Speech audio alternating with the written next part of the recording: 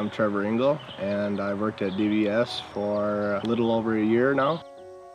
My name is Justin Lundgren. I've been at DBS for about 3 years now.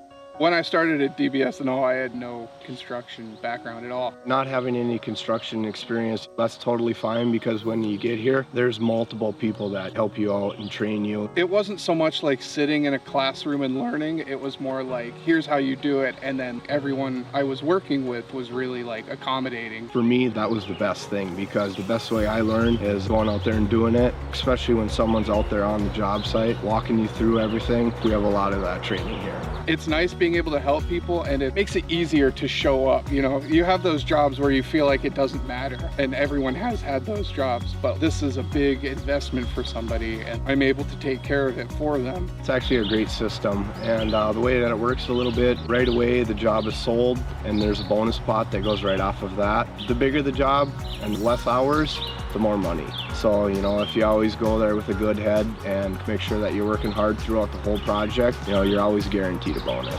I would say that it's probably the most accommodating place I've ever worked. It's the people that really keep bringing me back in. I love seeing everyone at work.